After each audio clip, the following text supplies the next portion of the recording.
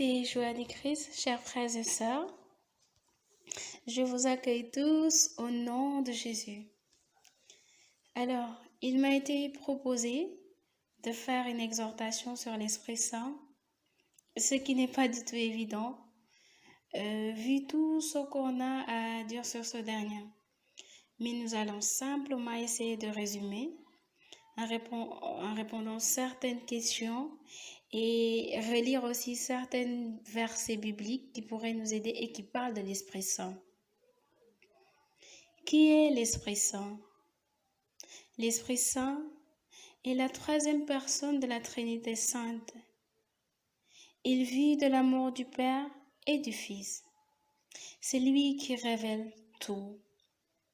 La parole déclare dans Joël chapitre 3 verset 1 « Je répandrai mon esprit sur toute chair, et vos fils et vos filles prophétiseront, et vos anciens auront des songes. » Ésaïe chapitre 61 verset 1 déclare « L'Esprit du Seigneur Yahvé est sur moi, car Yahvé m'a donné l'onction, il m'a envoyé porter la bonne nouvelle aux pauvres. » Matthieu déclare dans son chapitre 28 verset 19 « Ne te mêle point de l'affaire de ce juste, car j'ai été très affecté dans un songe à cause de lui. » C'est la femme de Pilate que je cite. Ainsi, l'Esprit Saint reçoit même adoration que Dieu le Père et le Fils, et il a parlé par les prophètes. Dans Jean chapitre 3 verset 24, il est dit « C'est lui qui garde ses commandements, demeure en Dieu et Dieu en lui.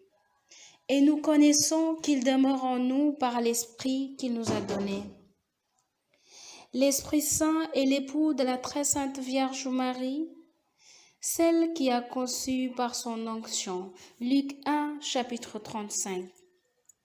C'est lui qui était descendu en colombe sur Jésus le jour de son baptême dans les eaux du Jourdain. Matthieu chapitre 3, verset 16. Permettant ainsi à Jean le Baptiste de reconnaître en la personne de Jésus l'élu de Dieu. C'est ce même esprit que nous avons reçu le jour de notre baptême, acte 2, verset 38. Et c'est ce même esprit qui est descendu sur les apôtres le jour de la Pentecôte, comme des langues de feu, lorsqu'ils étaient enfermés et priaient en présence de la Sainte Vierge Marie dans la chambre haute. L'Écriture nous dira « Tous furent remplis du Saint-Esprit et commençaient à parler en d'autres langues, selon ce que l'Esprit leur donnait de s'exprimer. » Acte 2, verset 4. L'Esprit Saint est la promesse du Dieu vivant, car Jésus lui-même le déclare. Je prierai le Père, et il vous donnera l'Esprit pour qu'il soit avec vous à jamais. Jean 14, verset 16 au verset 26. Jésus dit clairement que l'Esprit Saint que le Père enverra nous enseignera tout et se chargera de nous rappeler tout ce qu'il nous a dit. N'est-ce pas formidable, chers frères et sœurs? N'est-ce pas formidable, chers chantres? Oui. Dans Galates 5, verset 22 au verset 23, il déclare « L'Esprit nous fait grâce de ses dons et de ses fruits, qui sont la charité, la joie, la longanimité, la serviabilité, la bonté, la confiance, et dans les autres la douceur et la maîtrise de soi. » L'Esprit Saint prie en nous un gémissement ineffable, Romains 8, verset 26, et nous fait crier Abba Père, Galates 4, verset 6. Saint Isaac le Syrien dira « Quand l'Esprit Saint vient habiter dans un homme, cet homme ne peut plus cesser de prier, car l'Esprit en lui prie sans cesse. » Donc, bien-aimés en Christ, pour terminer, Je voudrais vous rappeler que nous vivons les temps de l'Esprit Saint.